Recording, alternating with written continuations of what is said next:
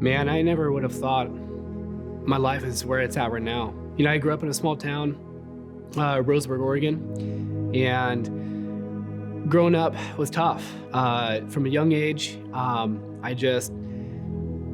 something in my life just didn't seem right. It didn't seem all together there.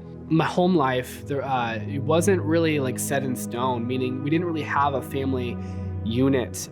We all kind of did our own things, and there wasn't a whole lot of give or take. There was no discipline in my family to a degree, and so we just could kind of do whatever we wanted. And so I kind of grew up in this space and time where I could do whatever I wanted and just kind of get away with, all kinds of stuff growing up. So when I was about middle school age, I began to witness a lot of bullying. I began to witness a lot of a lot of depression and anxiety and fear. And this began to consume my very thoughts almost every day, to a point where it literally had consumed like all of me. I was watching bad movies and fantasized about violence. I had all kinds of deep darkness by that time in my life, and it began to come in my life at such a young age. But it wasn't until when I was about freshman, sophomore-ish in high school where my life began to take a big turn. I began to wander about life. I began to wonder, well, where am I going, and what is all of this about, and what is the purpose of my existence? And I began to have thoughts like this, and at that time in my life, I was really heavily involved in alcohol, pornography, very heavily involved with drugs, and was even selling drugs at my school at the time.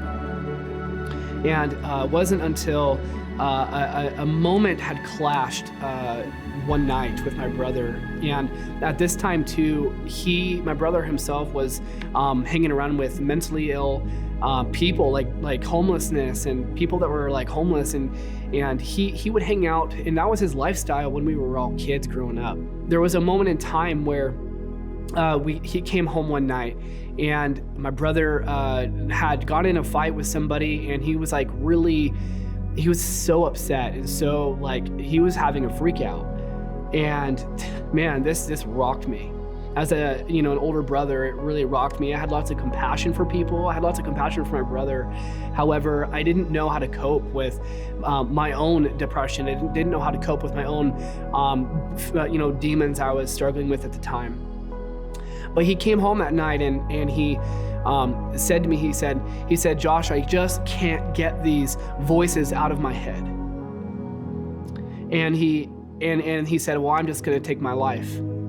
And luckily, he didn't take his life that night, but he did run out of the house, and it scared me. It really scared me, and it caused me to really be stirred, just in my life in general. It caused me to be stirred. And it wasn't until the next day that I began to feel all of this anger inside me. I began to think so heavily about like, what's the purpose of my life? And I couldn't for the life of me find anything. I felt hopeless. I felt depressed. I felt like my life didn't matter. When I was laying down on the floor, I had these thoughts and these voices that filled my mind, and they said, "This is the end. This is it. You should just take your own life, and you should go kill the people who bullied your brother." And I said yes to that. I opened myself to these voices, and I felt a change inside myself. And I sunk into even a deeper place of darkness. And what was really strange was the next day, I had been planning on setting plans to carry out these evil things, but one day I was walking home. The same day I was walking home from school, and I was walking home from school, and it was like this veil was lifted off me, and for the first time, it was like I saw like what the depression and all of the darkness I was in. It was like I saw it for what it was, and it caused me to go into my room later that night, and for the first time, I grieved my very life. I grieved everything that had been on my life at that moment. I felt such a sorrow, and it was the deepest conviction I'd ever have in my life. As I was crying in my room, I fell on the ground and I began to weep uncontrollably. And in that place, it was like this thought came through and just cut through everything, cut through the depression, cut through all of the sorrow I was experiencing. And that thought said, well, what about God? Now, at that point, I had learned about different kinds of gods. I had learned a lot about things like that, but I had been to church once or twice, but I had no grid for any of that. And so I felt I cried myself to sleep that night. And I woke up completely different. Just right overnight, everything went from complete darkness to complete depression, that went from that nothing mattered to everything mattered. That next morning was entirely different. I experienced the sun on my skin for the first time. It was so bizarre. It felt like electricity was flowing through my body, my very body. I felt electricity, and I heard this voice, and my entire body began to tremble. And this voice sounded like myself, but it wasn't, it had more weight to it. And it said, "Son, my name is Jesus. And if you give me your life, I'll give you a hunger and a thirst for righteousness." That's what this voice said to me. And at that moment, I had no idea what was going on in that time, but I had said yes to that voice, and he delivered me. And it was like in that moment, everything left me. Everything, all of the evil, the murderous feelings I had felt toward people, all the unforgiveness I had toward people was completely forgiven. And I experienced the forgiveness of Jesus for the first time. I felt clean, I felt washed, I felt holy. And it was like him removing a 1,000-pound weight off of me.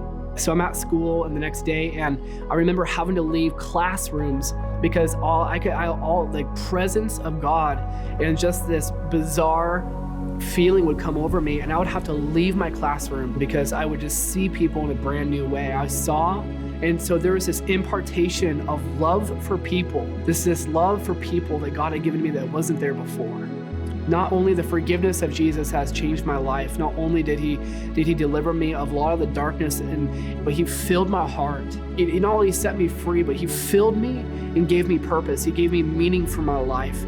He filled that area in my heart that was so lost and so hopeless, and he came and he filled it with his love. I would have never thought that would have ever happened to me, ever in my entire life. A month later, I began to read the Bible, and I began to learn about the gospel. Because up until that point, I had never heard the gospel before. I remember sitting in my bedroom, and I remember coming across the book of Acts, where it talks about how the people were filled with the Holy Spirit. And I began to sense that my entire body, from my head down to my feet, become entirely inflamed. And that was the day that I received the baptism of the Holy Spirit. And that changed my life forever.